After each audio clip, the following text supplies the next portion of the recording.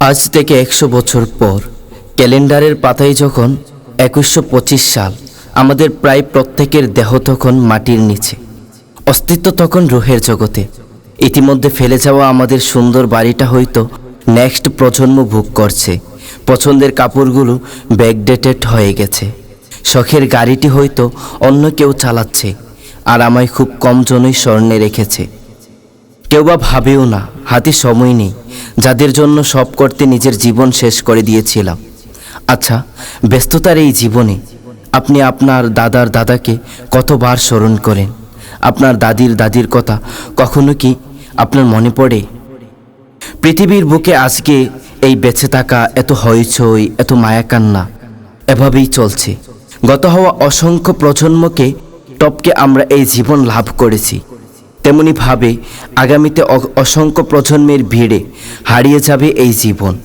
যত প্রজন্ম আসছে আর যাচ্ছে, দুনিয়াকে বিদায় জানাবার দায়িত্ব ক্ষমতা অন্যের হাতে অপূর্ণ করবার কিংবা কারো ইচ্ছা অপূর্ণ রেখে যাবার পূর্বে খুব কম জনই সময় পায় ফেলে যাওয়া জীবনটা একটু ফিরে দেখবার। বাস্তবতা হচ্ছে এই জীবনটা আমাদের কল্পনার চেয়েও ছোট।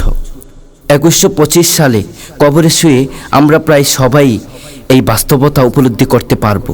সত্যি দুনিয়াটা কতই না তুচ্ছ ছিল, একে ঘিরে দেখা স্বপ্নগুলো কতই না নগণ্য ছিল।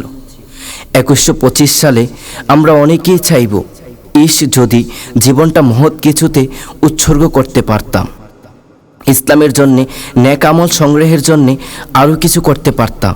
মৃত্যুর পরেও যে কাজগুলো আমাদের উপকার করে যেত, সেগুলোর পেছনে যদি আরও সময় উৎসর্গ করতে পারতাম। শুধু আর যারা ইসলামের আলোকে জীবন পরিচালিত করেনি, তারা চিৎকার করে কথাগুলো বলবে, কিন্তু কোনো ফল বয়ে আনবে না এই হাহাকার। হাই, আমরা যদি আল্লাহ ও আল্লাহর রাসূল সাল্লাল্লাহু আলাইহি ওয়াসাল্লামের আনুগত্য করতাম। সূরা আহজাব আয়াত নং 66।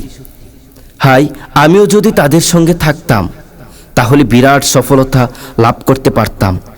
সূরা আন-নিসা আয়াত নং 73। হাই, আমি যদি ওকে বন্ধুরূপে গ্রহণ না করতাম। সূরা ফুরকান আয়াত নং 28।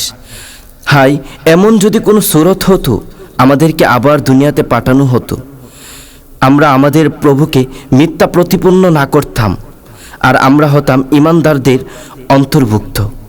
সূরা আনআম আয়াত নং 27। হে আমার রব, আমাকে আবার ফেরত পাঠান, যাতে আমি সৎ কাজ করতে পারি, যা আমি আগে করিনি। বরং জবাব মিলবে, না, এটা হবার নয়, এটা তো তোর একটি বাক্য মাত্র, যা সে বলবেই। তাদের সামনে বারাক থাকবে উত্থান দিন পর্যন্ত। সূরা আল মুমিন আয়াত নং 99-100।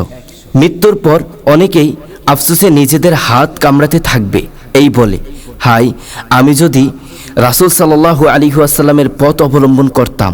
সূরা ফুরকান আয়াত নং 27।